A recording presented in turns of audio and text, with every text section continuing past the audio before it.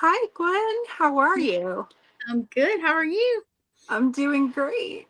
So, as you all usually see, usually we have Christopher with us Mhm. tonight, but he was feeling a bit under the weather, so we're sending him our love and hope that he feels better.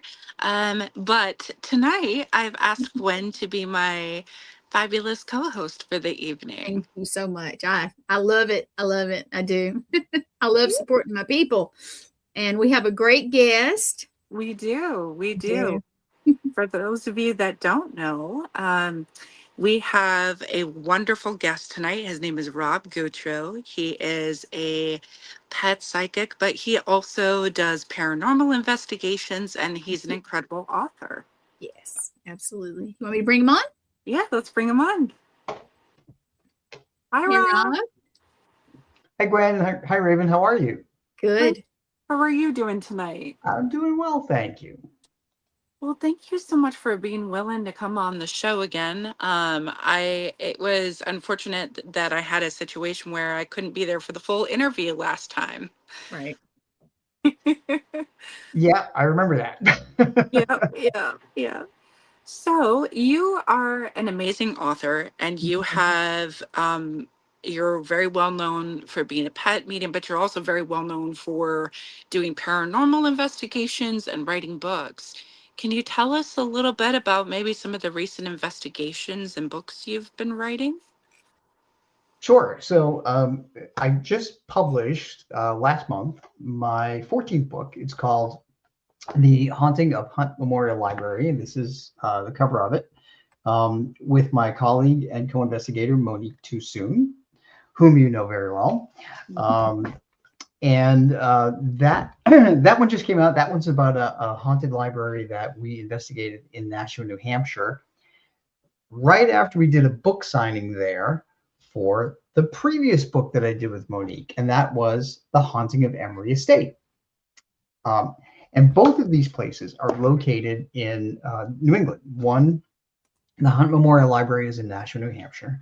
Emery Estate is located in Massachusetts. So during both of these investigations, we encountered different sorts of ghosts from a very controlling, very conservative kind of guy who was kind of nasty at Emory, to a child ghost at Emory, to a lovelorn ghost at Hunt Memorial Library, another one that was a teenager full of angst who died in a tragic accident near the library, and the third one was a guy that was having some illicit trysts at the library, and he Ooh. died, and he came back there because he was trying to he was afraid to cross over, really. Um, so I'll be happy to talk to you about both of these because they're really cool investigations. Well, let me show the books. Now, this is you. And Monique. Yes, Monique. I got to that, meet Monique in Connecticut, and that was awesome. That was awesome. So, and let's see, which book is this one? that's Oh, that's that the event. There you go. that's the event that Raven and I are going to be at. Yeah. So Raven, can you tell them about that? Oh, yeah. So the amazing this is going to be a retreat, and it's going to be Rob Gutro and myself, Monique Too Soon, and a few other wonderful people for a weekend event. They're going to have a drag dinner, and we're going to be doing paranormal investigating, but then we're also going to have some fantastic classes. Um, Rob is going to be doing a class on, is it pet media, pet work that you're going to be teaching on for that? Yeah, so I'm going to be teaching people how their pets communicate from the afterlife so that they don't need a medium. All they need to do is learn how to do it, and they can communicate with their own pets.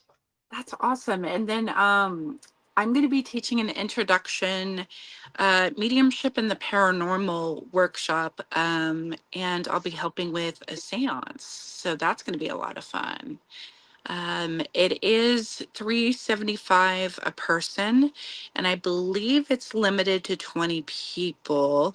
But if you go to I believe, is there a website that's listed on it? I don't. It's MoniqueTooSoon.com. There we go. Yeah, Yeah.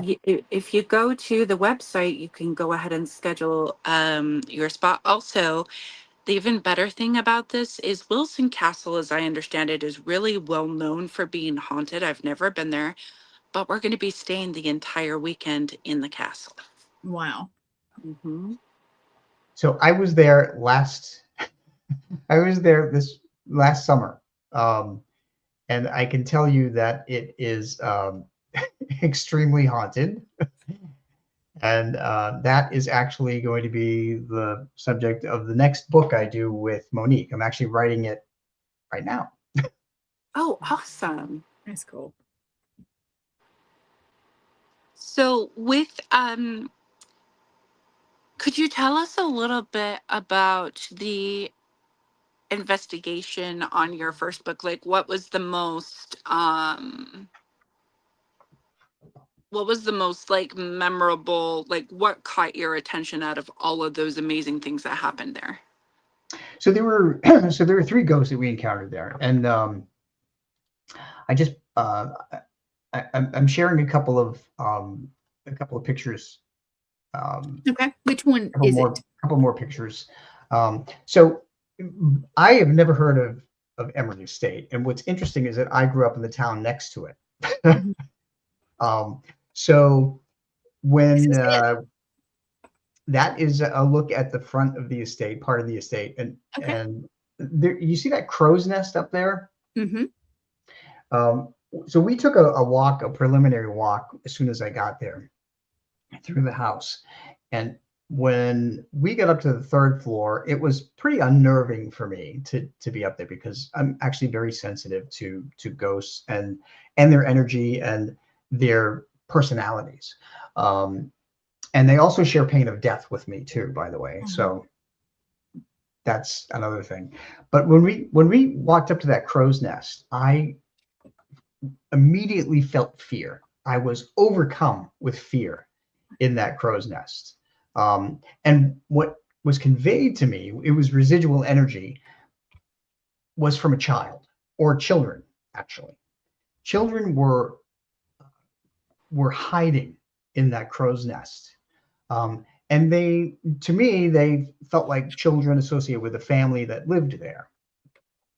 So that told me that they were afraid of they're afraid of their parents or afraid of somebody else that was going to scold them or reprimand them or do something like that.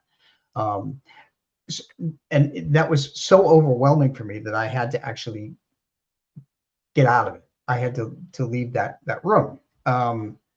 Again, it's an impression. It's an energy impression. So that means that whoever was in there, their emotions became impressed upon the sides of the room.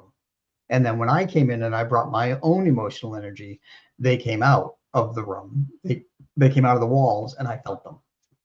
So it wasn't an intelligent haunt up there. It was just energy from a past event. But the interesting thing about the Emery Estate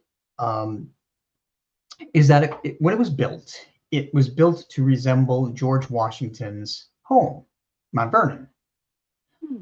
I don't know if you can tell from that particular picture, but I think, did I send another picture there, Gwen? You did. There we go. There it is. Oh, is that okay. And that one you may be able to see that that it more resembles the Mount Vernon. But I remember when I started, before I even got into the house, I stopped right where I took that picture. And I felt this terrible sense of dread and foreboding. And that's not something that I usually encounter when I go to a place. And I made this short 30-second video stating exactly that. And it's on my YouTube channel. Um, and I just remember saying, I have a terrible sense of foreboding going into this house. And as it turned out, it was right on the money because one of the ghosts that we encountered. So the this property, by the way, dates back to 1903. That's when it was built. And it was built by someone named William Binion. And there were a lot of farmlands around there too. In fact, they were sheep farmers.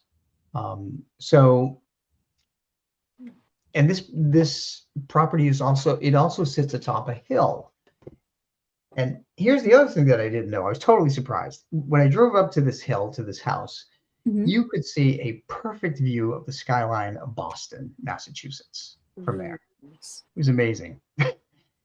Now that property is turned into a park owned by the town. So people can go there and walk their dogs and see the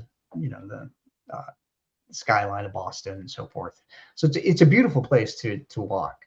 And I think that the building still allows people to tour through it.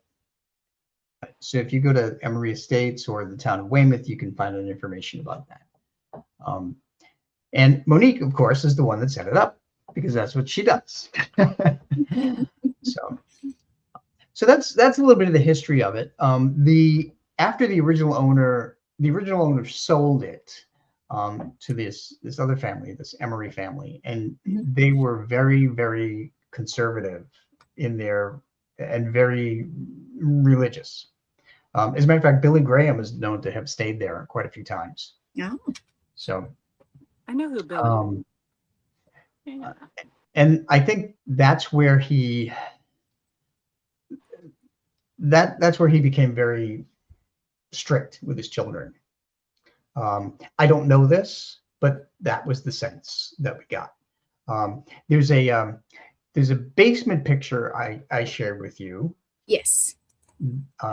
If you could bring that up. There you go. So this, on the preliminary walkthrough of the house, not knowing anything about the house, I went down to the basement, and one of the other investigators, Thomas Donahue, was down there, and he was leading one of the groups down there.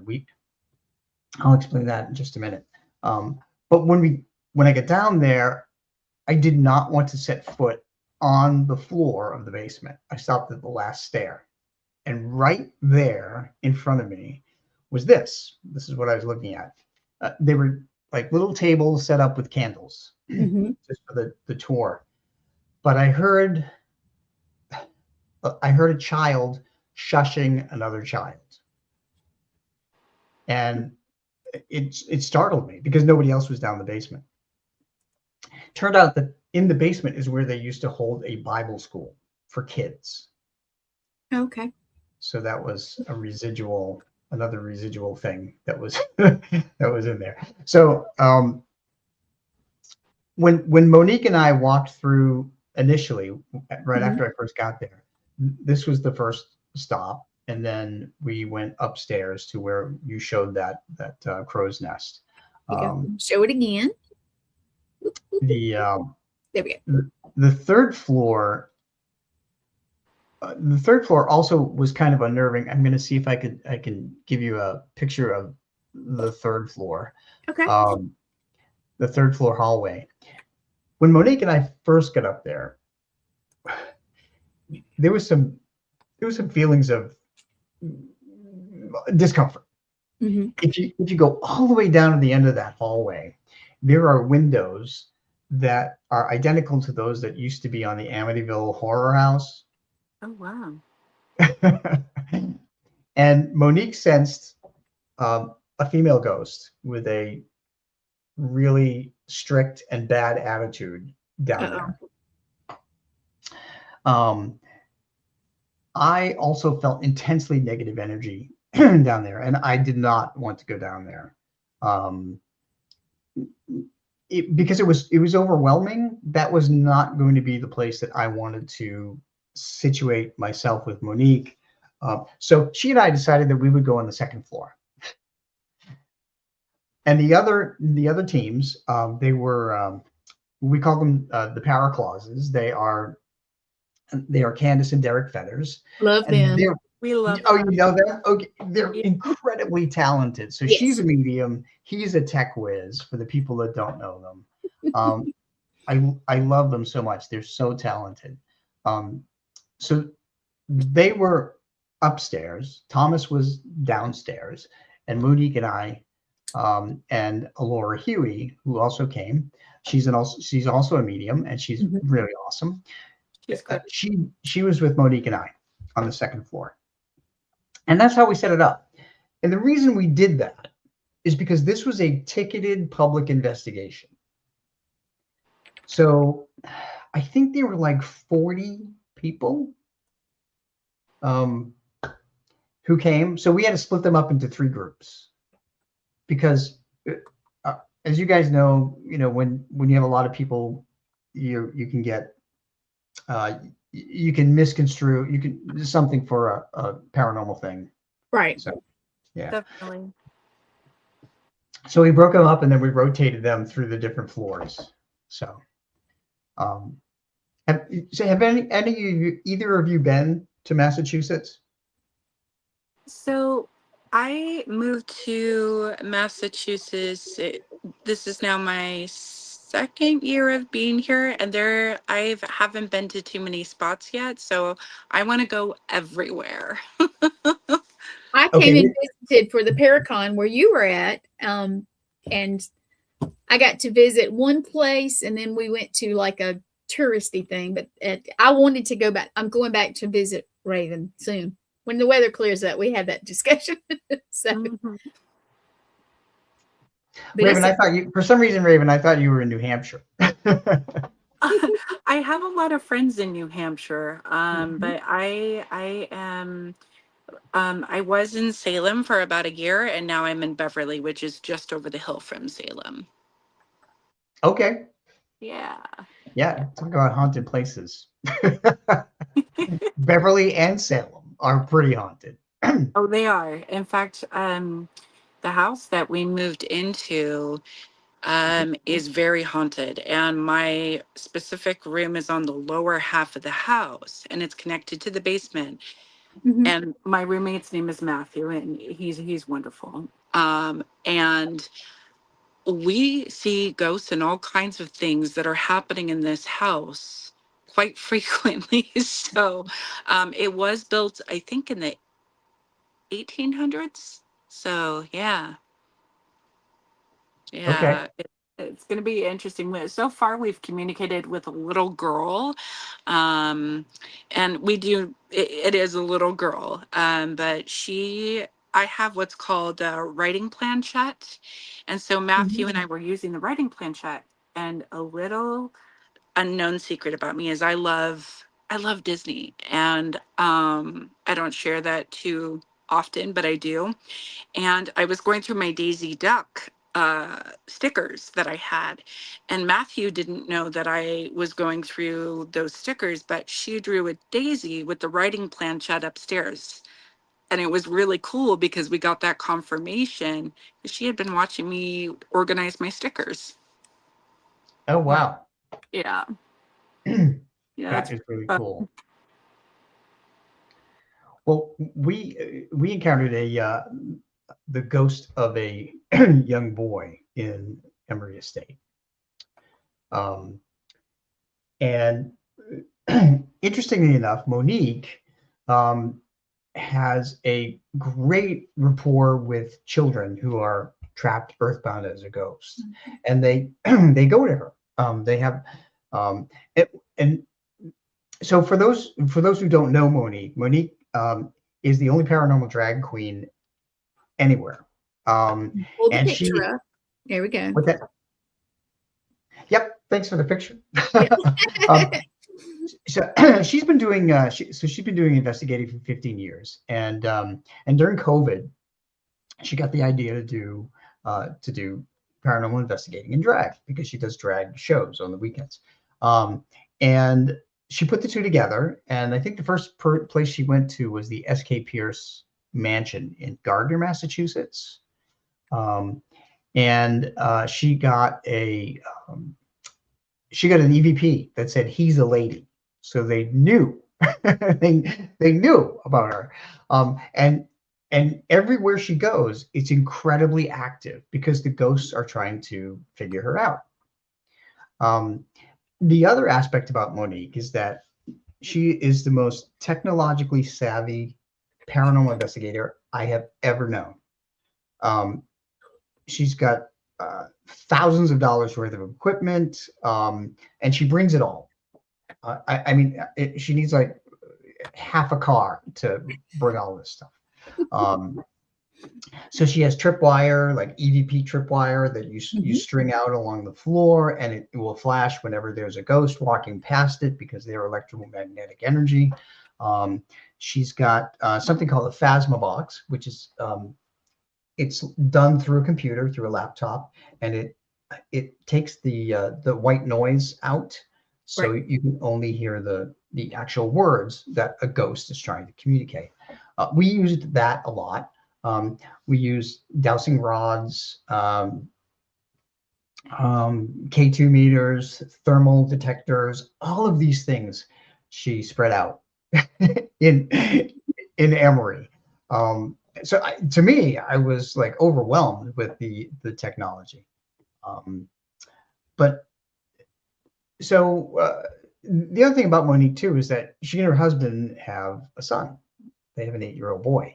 And that's another reason I think that children are drawn to her, because they know she's also a parent. So that was instrumental in this investigation because there was a little boy that was trapped earthbound in the Emory estate. And his name was Timmy. So we had set up on the second floor, as I mentioned earlier, and we set up in this large room. It was set up now as a conference room, and we had the first batch of people, public investigators that held tickets, sit around the end of the room, the walls of the room, if you will, and they were all really respectful. They were nice and quiet. And we were starting to ask questions to see if anybody was there.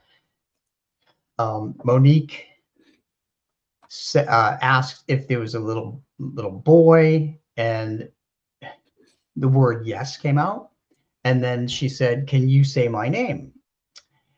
And she said, "My name is Monique. Can you say my name?" And we heard Monique come right over the Phasma box. Oh. So was that a question that you put up? I didn't. I did, but I was going to go back to it. Adam Ramos says, Hi, Adam. Has anybody ever used an old TV for investigations? I used to feel their static field, I think he was trying to, they gave off. So I'm a medium, so I only use my head. So I don't know. I'm sorry, I don't know the answer to that. But yeah, I mean, I was born in the 60s, so I remember all those. I've seen somebody do that, but I wasn't. Yeah, I've seen somebody do it, but I was not in the room, and I kind of didn't get to experience that. But I've seen somebody do it, so I've seen it too, but I've never done it myself. Right. I as a medium, we don't necessarily need that tool, but it is a really cool tool that I've heard of people using before. Mm-hmm. Yeah, there's so many things. I'm the wrong guy to ask. Monique is the one to ask. So, I like the tool. I like what I call the toys or the tech stuff, but I'll be real with you. I'm kind of basic myself. I don't have what all you guys do, but I like my little dowsing rods. I like my flashlight. Basic stuff is more my thing. I have played with balloons with the kids. That's cool. If you can get them to interact with you, that's very cool. So that's awesome. I beg to differ on that. I think you do have a little bit of mediumship in you, but that's a conversation for another night. I haven't developed it. I have been so busy doing the network and stuff. And that's my next step, is to do that. So yeah. But I have plenty of mentors, and these two right here, I'm sure if I called them, they would talk to me and help me. So yeah. I'm blessed. Well, Gwen and Raven, I have that same conversation with Monique, because she is very sensitive, and yes, she kind of denies it, and She said she's not a medium. So I said, so, okay, so you're a medium rare. I love that. Okay. Because when I first She has, started out, I used to call myself the medium rare because I was trying to learn. But yeah. Well, I can tell you, Monique, I met in Connecticut, and the energy before I felt this energy, and I was like, I feel bubbly. And I looked around, and now Raven's over here at the table, and I'm sitting next to the puppies, which everybody loves. But I feel that, and I feel bubbly. And I was like, what is this? And I looked around. There she comes. I'm short now. I'm 5'4", and just towering over me, and leans down and gives these baby puppies all this love. And it was nice. It was very nice. But so He's she just a feels bright bubbly to me. I know that sounds crazy, but it's what I get. Oh, and he's saying, yeah, he says, no problem. I thought I would put out there. And but yes, I used to be able to feel static. Oh, that's cool. That's actually pretty cool. I'd love to experience that myself. mhm. But So yeah. one of the getting back to the boy there. Mm-hmm. Sometimes when I'm on investigations, I can actually see what these ghosts look like. And just for the record, I made the distinction in my first book called Ghosts and Spirits Explained that ghosts are earthbound.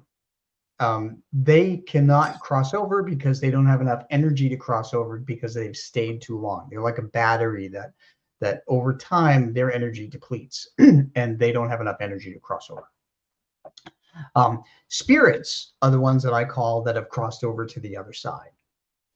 They're the same thing. They're, a soul, basically, the memories, personality, and knowledge coupled with the energies within us. And we make a choice of either staying here earthbound, and that's what I call the ghost, or crossing over, and that's what I call a spirit. So this little boy was an earthbound ghost, and he told us that he died on the property. Later, we confirmed that there was such a person, and I sketched him out when Monique was reaching out to him. So that, I think that drawing, I added that drawing in there when. There you go. Yep. Oh wow. There you go. So that's Monique's hand out there Oh, wow. with their long nails.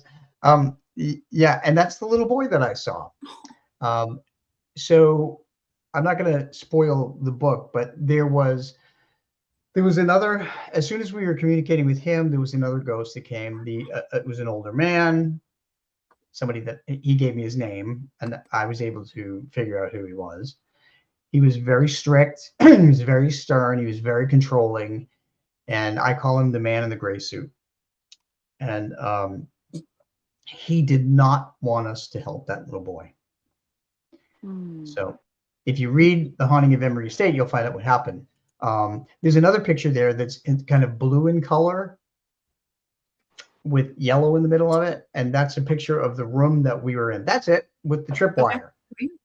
Oh yeah. You can see Monique is all the way near the door. She's looking toward the door. Right. She's communicating with the little boy. That's me on the right-hand side in the white t-shirt. And standing across from me where that white door is was the man in the gray suit. He came out of that other room. And I sketched him too. Is that on here? No, I didn't upload that. Okay. Okay. Yeah, so I'll save a couple of things for the book. Yeah, definitely. So people can read it. But in one instance, Monique asked the little boy to walk through the room, and one at a time, the EVP, EMF tripwire lights went off. So we saw the direction that he walked around the room, which was really cool. So That is cool. It is. Yep. There was another. So the third ghost was associated with a piece of furniture. I won't go into that. Other than, oops. I think that I shared one more. Did I? Let's see. Monique. You did the clauses. Oh, we lost him. Uh-oh. He'll be back in a minute. He probably kicked himself off back. Well, I was going to put this up. Yeah. Thanks everybody for watching. We have glitches all the time, so they'll be back. And Christina and Litriana and Adam, Hi, Michael. There he is. I was just telling everybody thank you. And Thomas and who else? Jeremy and everybody. Sean. All right. We got you back. We lost you for a second. Yeah, that's because I was trying to share one more image and it wouldn't come up there. So one of the other interesting things is the talent of scrying. Do either of you have the ability to scry? I can. Can you? Cool. Yeah. Can you talk about it, because Monique was able to do that? So scrying is the spirit is basically using your hand and writing, like drawing or writing things down information wise, or drawing things, or you're getting like psychic downloads, and you end up drawing what you're seeing, what you're being shown by the spirits that are on the other side. So that's what scrying is. So that's kind of what I do too. But but Monique was sitting in front of a mirror and she was able to see things in the mirror. Oh yeah, you can do that, can't you, Raven? Kind of scrying. Yeah. Okay. Yeah. Yeah. Yes. And one weird thing that happened at Emory Estate was when she sat in front of this mirror, it was a 3-panel mirror. When she sat in front of the mirror, in one panel, she appeared as an elderly person. And it freaked her out. As it should. So when she came back in the room, she talked to everybody that was in the public group there, the first public group. And she said, who wants to go and sit in front of that mirror? Well, a couple of people did one at a time, and they would come back in the main room freaked out because they would also see something similar. And then they started going in 2 at a time because they were scared. And people were having the same kind of experience. So that was another part of Emory Estate. But so in short, those are some of the highlights of Emory. But it's a short book, and you'll see sketches of the man in gray. You'll learn how one of the ghosts adversely affected one of the people on the investigation, the members of the public, and we had to help her. So there's all kinds of crazy stuff. So take a read of Haunting of Emory Estate. And do you have any questions for me before I jump into the Hunt Memorial? Let me put up one thing. Adam said, what? Let's see. What is it? I guess he's saying, what is it where a person can build up what it feels like an energy ball in the hands? Now I can do that, but I can't do it all the time. I don't know how to explain that. So are you talking about where people create energy balls and then they shape them like different shapes inside the energy balls where it's picked up? Or are you talking about like just how was it done, or how? I'm a little confused. I know you can't see it well. Clarify it for us, Adam, please. It almost sounds like Reiki to me. Yeah. When I've had people do Reiki on me, they've had energy coming out of their hands and they impress it on my shoulder and I feel warmth. So it's kind of energy manipulation. I don't have that talent. Reiki can definitely be used with that. I've also seen people like do practice work where like they're practicing moving energy balls between different people and feeling the different kinds of energy that's connected with it. But I think Reiki is probably more on point with what Adam is asking. You're probably right about that. Yeah, you're probably right about that. Oh, that's cool. I mean, the only other energy ball in the hand I've seen is with one of my favorite superheroes, the Flash, where he can manipulate the electricity and then throw it. There he is. He says, yes, creating balls of energy in the palms of your hand at will. The way I do it is I think about pulling energy in, and then I do this, and I kind of make it bigger, and you can feel it. But I can't do it all the time. I think it has to do with, how your energy is. He says, sorry, I type faster sometimes than I think. Oh, it's okay. It's okay. But yeah. So what's your next thing you were going to tell us? Yeah. So the other investigation we went on is called is the Hunt Memorial Library in Nashua, New Hampshire, and this is kind of interesting because that was that was the location that we went to for the book signing of the Emory State book. So Monique, in her day job, manages a hair salon. Oh, he caught on to Barry Allen. Awesome. Barry Allen. That's the Flash, by the way. Although there is a Wally West Flash, but I like Barry Allen. Yeah, I'm a superhero nerd. Me too. Cool. So Monique manages a hair salon, and she's very talented that way too, doing that. And one of her clients is the manager of the Hunt Memorial Library for the city of Nashua. So she offered that location for us to do the book signing. Now, the Hunt Memorial Library is a former library. It was built in 1903. And there was a building that stood on that site before, by the way. It's called the Tavern Building. And in 1901, that building was picked up and moved across the street in its entirety, except for the foundation.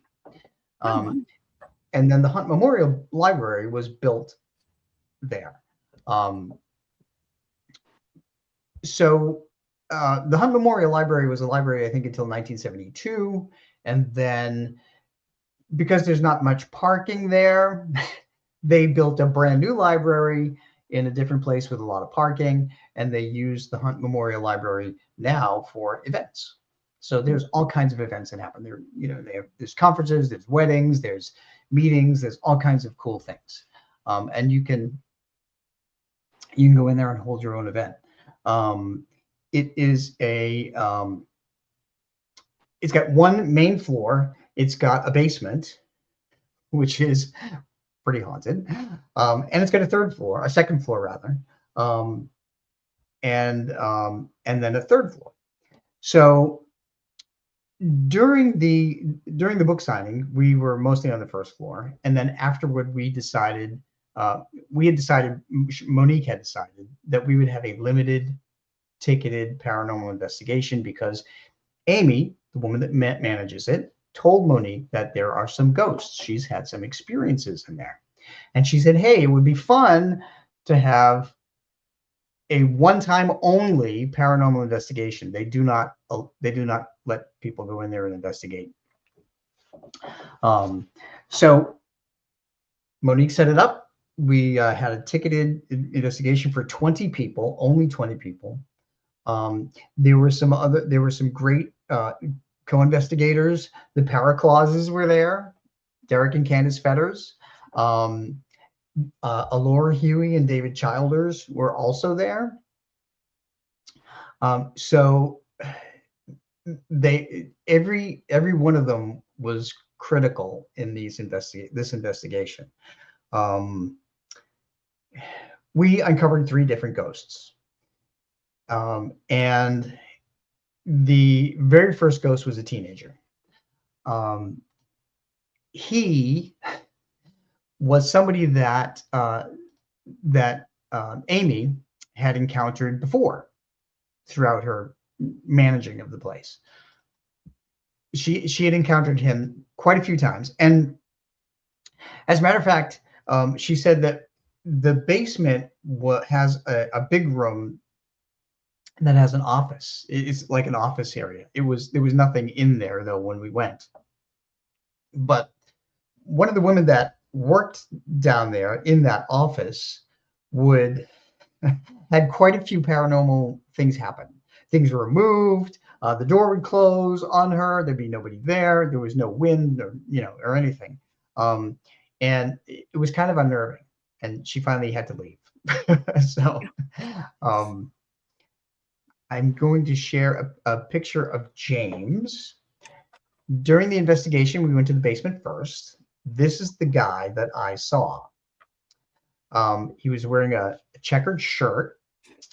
He supposedly died when the library was being built.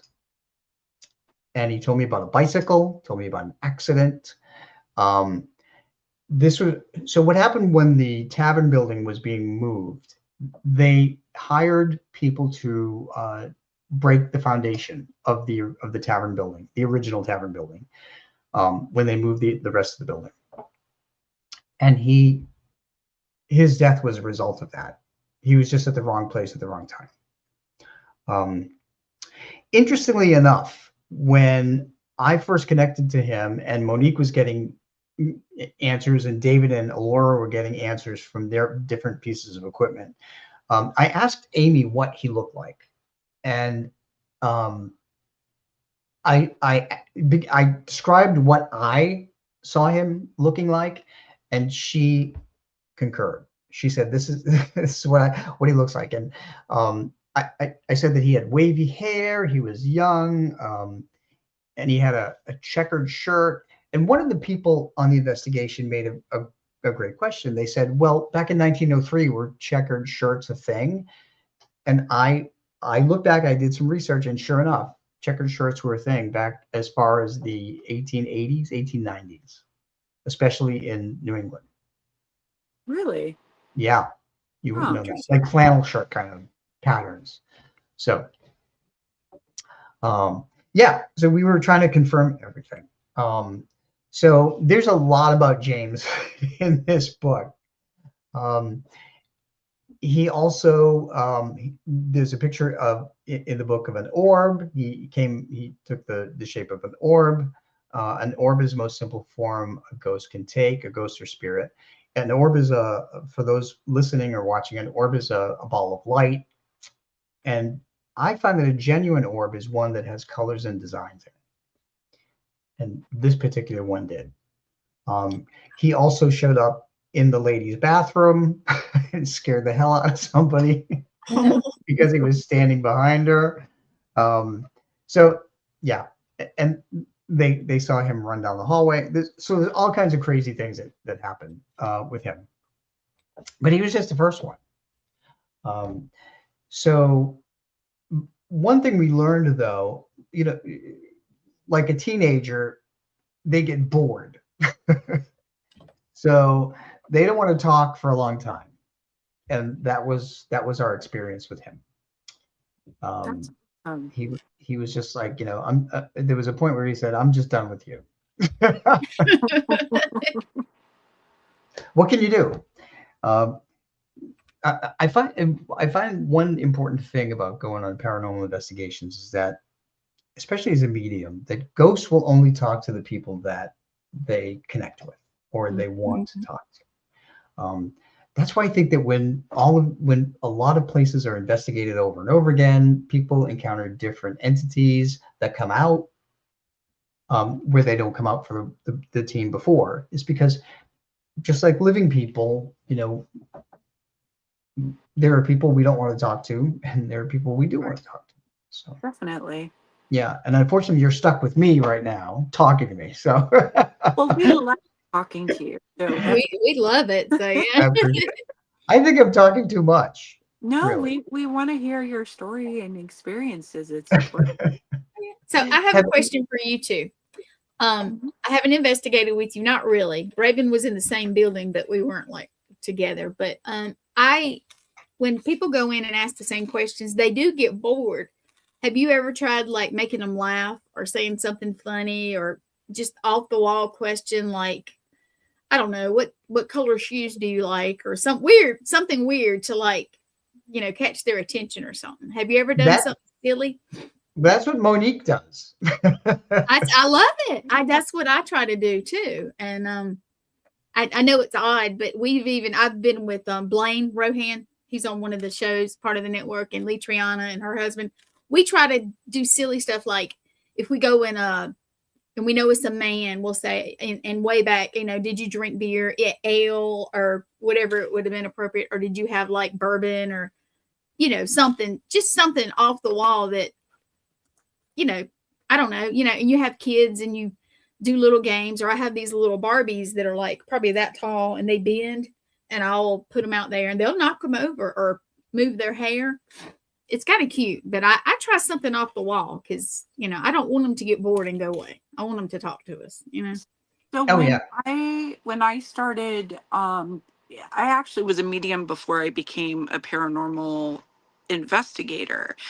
And when I first started, I was told, oh, you have to be serious all the time. Well, then I had an experience with the team where they would crack jokes and it would change the energy, and all of a sudden the flow would start coming. And I was like, you know what? I see why people do that. And so I like to have fun when I go to locations. And so I will ask silly questions sometimes. Like we'll do like the lullabies.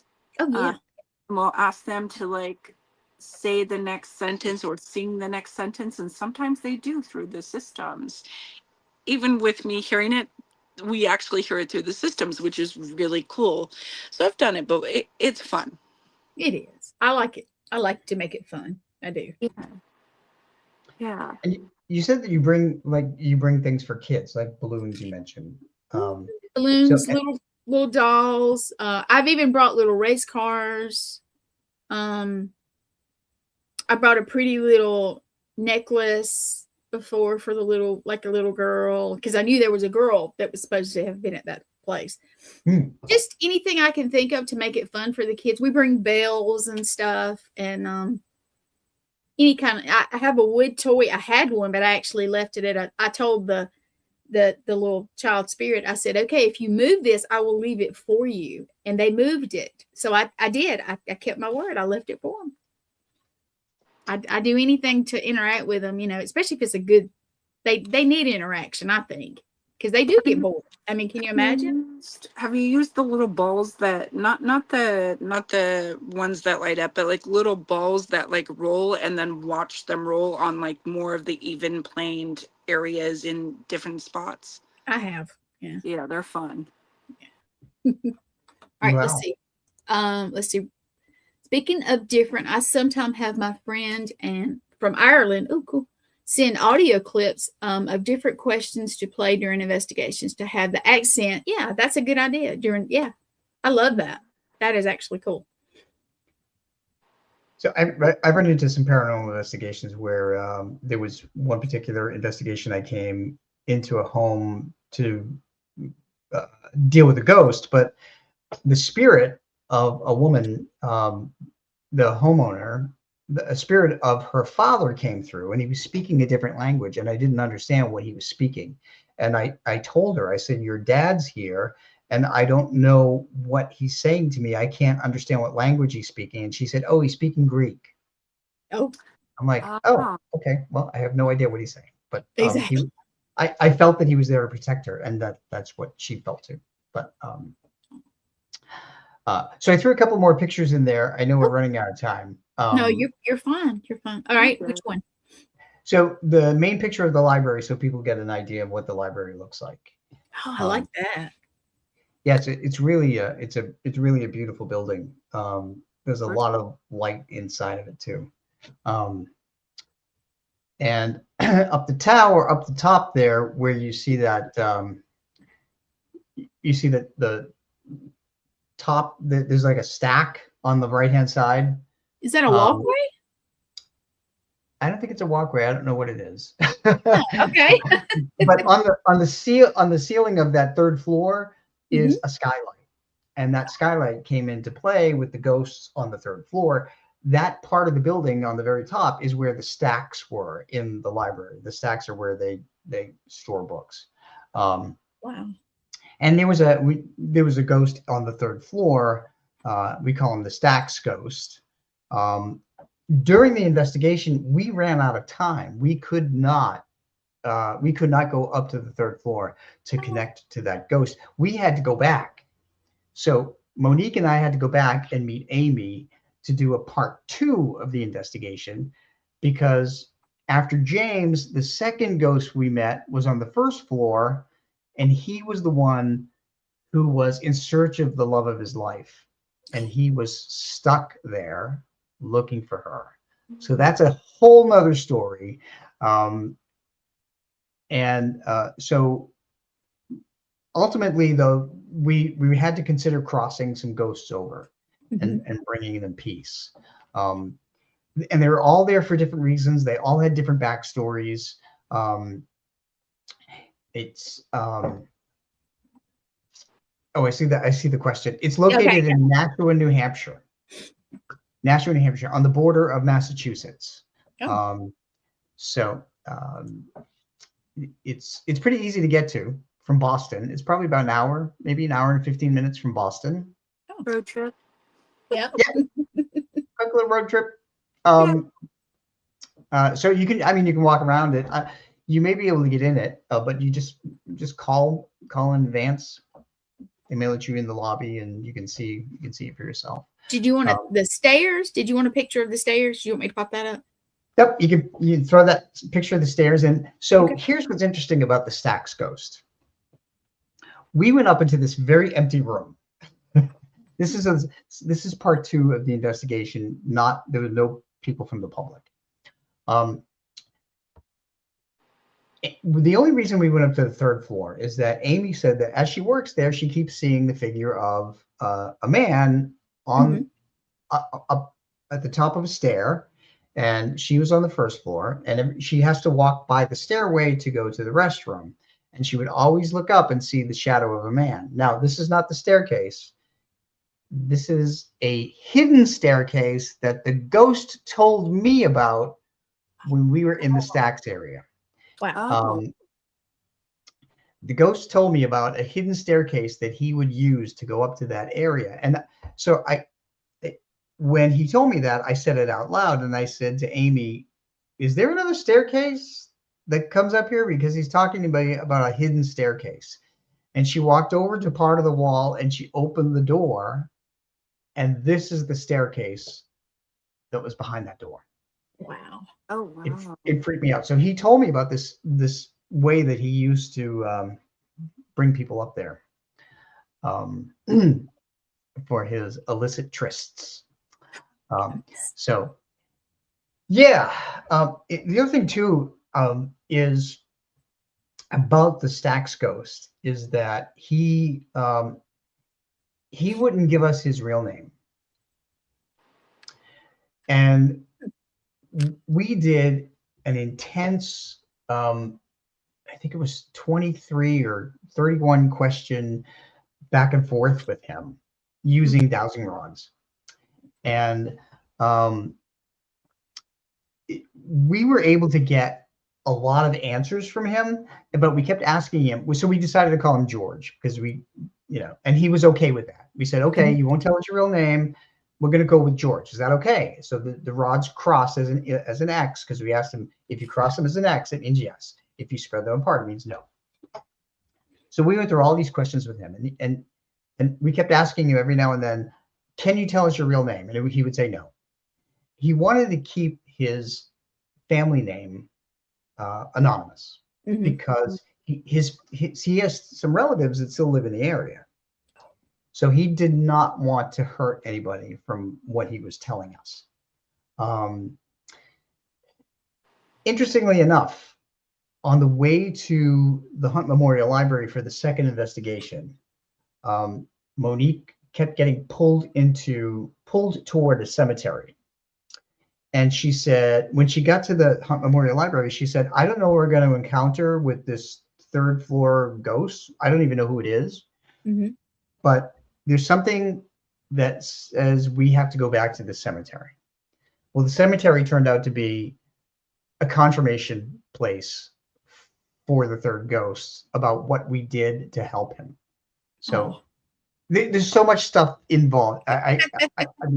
You just, if you read the book, you'll be like, oh my gosh. Read the book. Just get the book. Yeah. so he wouldn't. So sometimes they won't tell us their names because they don't want their family name tarnished, Mhm. if you will. But that was crazy. Um,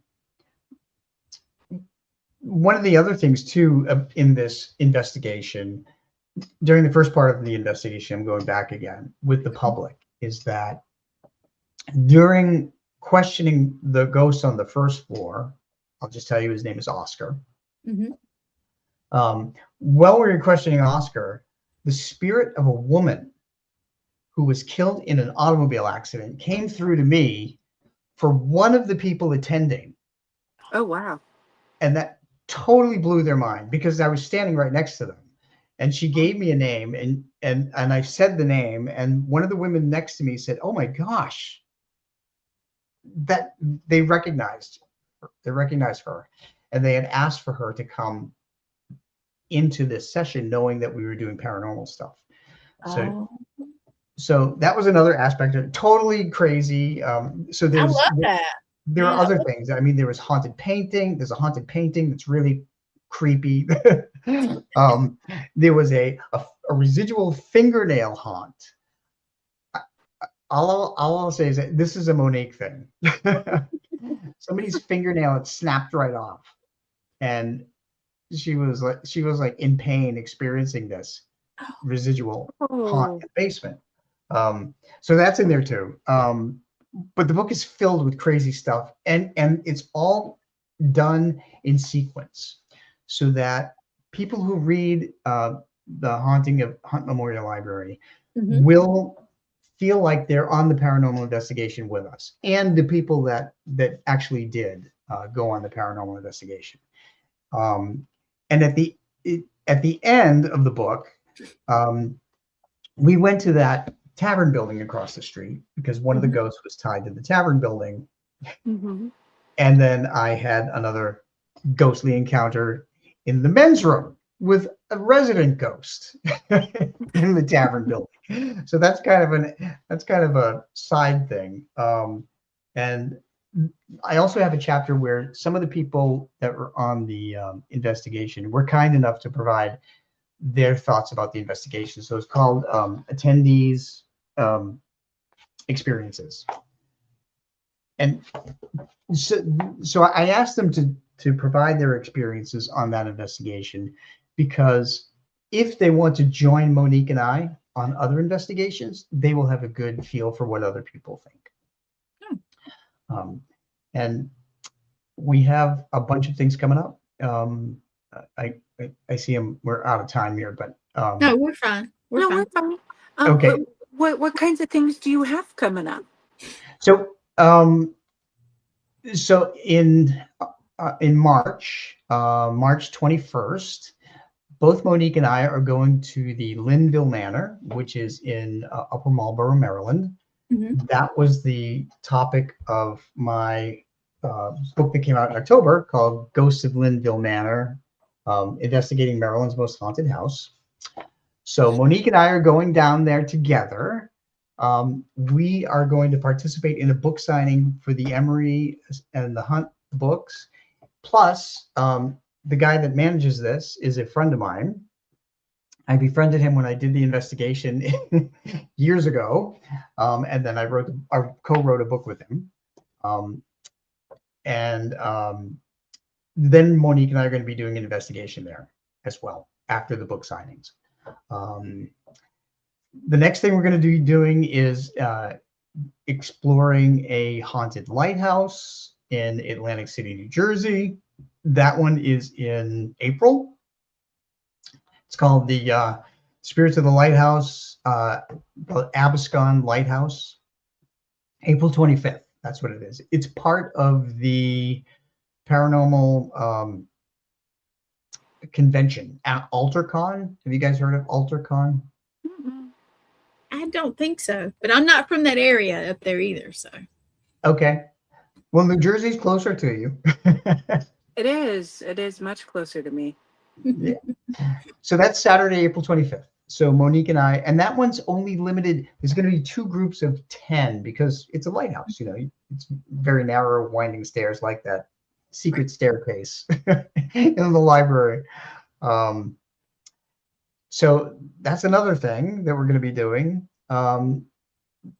In May, for people who are in Pennsylvania that are listening, I will be returning to the Pennhurst Asylum Paracon. I've been asked to be a speaker about pets in the afterlife again for my second year in a row. So New Jersey, Maryland, Pennsylvania, and then finally Vermont at Wilson Castle in June, which will be the 26th to the 27th. I think that's enough. That's enough. Now, if people want to be able to reach you and they don't have your information, what's their best way to reach you if they want to like get a hold of you? They can go to robgutro.com or petspirits.com if they can't spell my name. And then I have all kinds of social media stuff. But I think, Raven, one thing that I didn't mention since we last talked is that I'm no longer doing pet readings. Oh, okay. Yeah, I decided. So I've been doing them for 20 years. Each reading takes me about an hour and a half to 2 hours.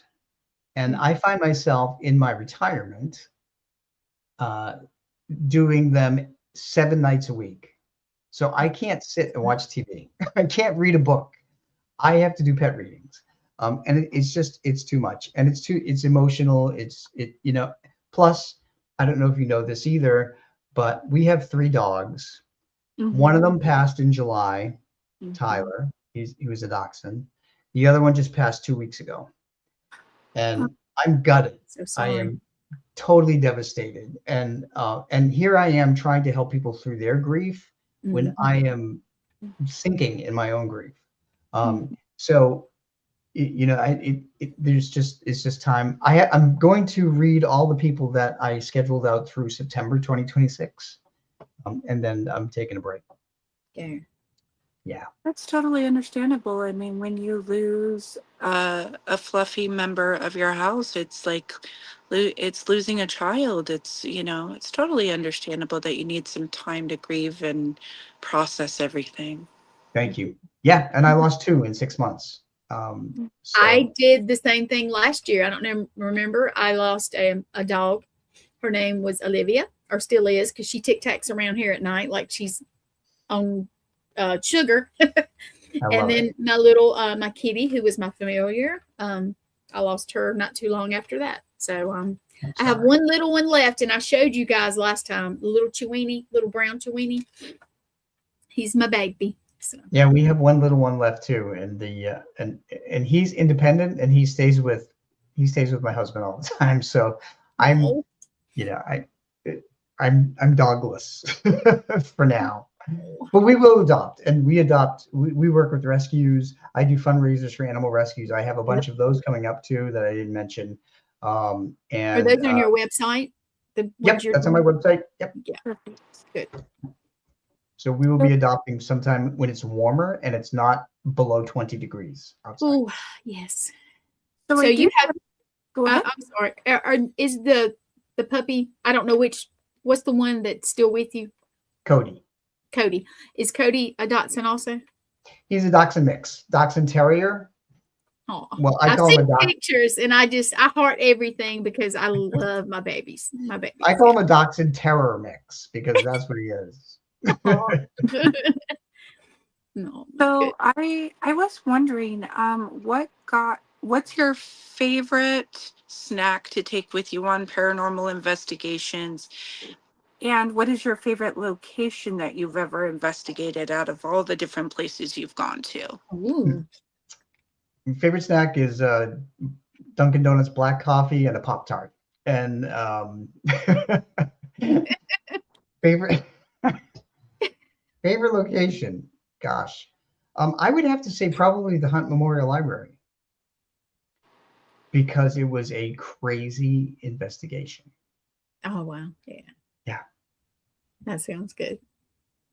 Raven, I don't remember what yours is. What's your favorite snack on an investigation? So I like the Reese's peanut butter cups, and I like Well, I like beef jerky. But now because of my health, I have to be very conscientious. And so it would be carrots and sometimes grapes. And then drink wise, I used to love to bring like Coca-Cola or Diet Coke, like one of those big things. Now I'll bring like a water bottle or a cup of coffee with me in a thermos or something like that. That's cool. That's cool. I Yeah. like crunchy stuff, and I do not know why. I just want something to crunch on. So ice, potato chips, crackers. I don't know, something crunchy. I usually just grab it. All right, question for Rob. And this is okay. You'll like this. Did you enjoy the Flash movie? Totally off paranormal subject. Oh boy. Uh-oh. Honestly, not at all. The last 3 minutes of AI when they superimposed Adam West and Christopher Reeve as Superman, and that was my favorite part. Otherwise, no. So the Flash is your favorite superhero character, correct? No, Superman and the Red Tornado. I'm a Oh, meteorologist, so the Red Tornado has to be, have you seen Crypto the Superdog? of course. Yeah. Okay, so just today, I collect pops and I also sell them, like the Funko Pops. Mhm. And today I just got, and I'm looking at it from across the way, it is a Funko Pop Crypto the Superdog Oh, pop. that's awesome. I'll have to send you a picture of him. He's adorable. I have a statue of Superman and Crypto that's probably about this big on my bookcase. Oh, that's cool. Yeah. So. Uh-oh. By the way, Gwen, there's one picture that I put in there about Monique with Alora, Huey, and Amy Yes. from. Yes, I see it now. Oh, So I like that. I thought that would be a fun way to end because she brings so much great energy to every investigation, and I really want to thank Amy for letting us come into Hunt Memorial Library and Alora for her talent as a medium. Alora's a sweetheart. I love her too. She is. She's amazing. Aw. They look so they look like fun. Just fun.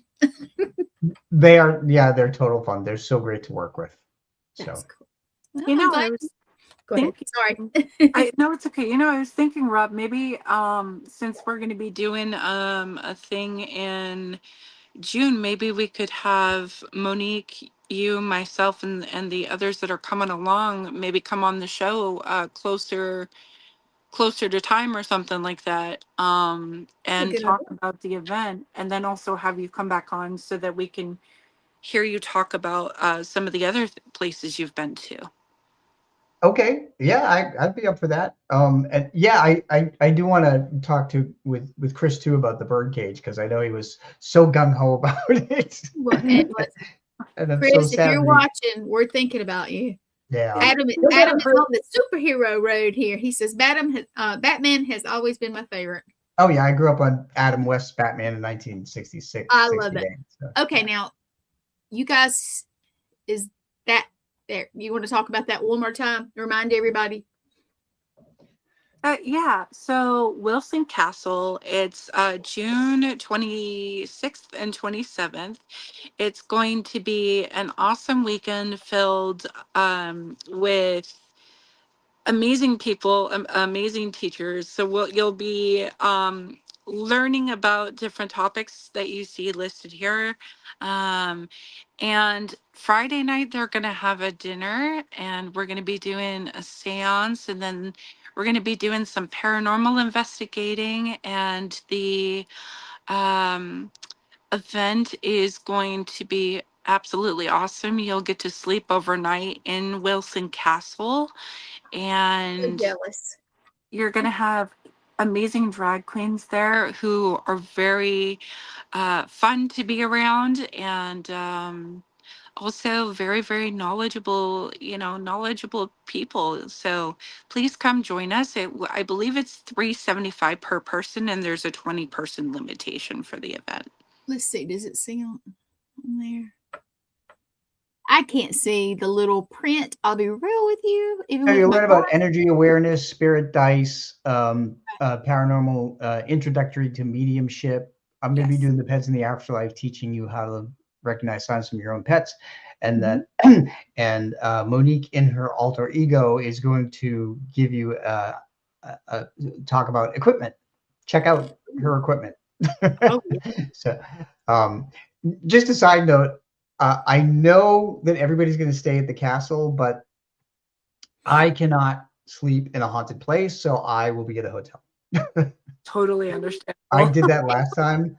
The one time I stayed in a place with a ghost was in England, and the ghost gave me an awful night. And I can talk about that when we talk about the Birdcage Theater too, because that's the same series of books. I know you mentioned it kind of off Mhm. screen last time, but and I'm opposite. I love staying in haunted. And you know what? I will. I'll be half asleep, and that is the exact time that they're gonna come around. It's odd, and I'll see them. I saw. Let's just say I was in a location in Wisconsin, and I saw a nun.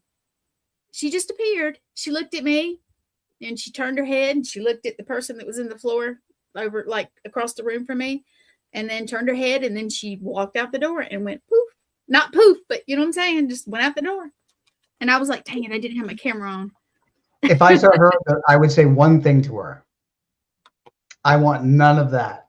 None of Well, we're gonna have to investigate together because you know what? The next time you come to Greenville, you let me know and I will take you somewhere. I will take you to somewhere. okay, If you're open to it, of course. Of course. sure. That would be cool. That would be really cool. Oh, let's see. One more comment. Who we got? Oh, yeah, Adam loves staying. Adam, I gotta say, you are our commenter of the night, and I love it. I love people who comment. I love everybody watching, but it's always fun. It's always fun. Mhm. It is. So, well, Rob, we always love having you on the shows, all of them. And you guys go read his books. Go read the books because I am way behind on books, and I'm gonna have to get one of these. I want to know I'll hold them now. up again so you Yep. can see. Yeah. Yeah, because we lost the pictures when you got kicked off. So Yeah. that's okay. That's okay. If you look him up, it's under his name. Just type it in and it'll show books. It'll show Amazon, which is my go-to for a lot of stuff. So Gutro, Gutro. It's a massacred French Canadian name. okay. I have been pronouncing it incorrectly. It's Oh, Gutro. it's fine. I apologize. No, nobody pronounces it correctly. It's fine. I always apologize because I will think it one way but I have learned to type it since we've been doing the stuff together. There you go. And yep. Well, And if thank you you've both never for heard having me. him, oh yeah, if you've never heard him This speak, please do. Yeah. has It's a been good. really fun. And thanks for allowing me to share these experiences about the Emory Estate and the Hunt Memorial Library. And there's more to come. Thank you for coming. Thank you so much. All right, we're going to pull you down. And if you want to hang on for just a second, that'd be great. And we're going to finish it out. So just give us just 1 minute. Here we go. All Well, right. that was tons of fun. I love having him on. I do too. I do too. And it's like, I've heard him speak a couple times. And I'll be real with you. It'll make you cry. So bring your tissue. But I love it. And he is so passionate about his fur babies. And so am I. So is Raven. And I love it. He's got such good energy. I love it. Yeah. I do.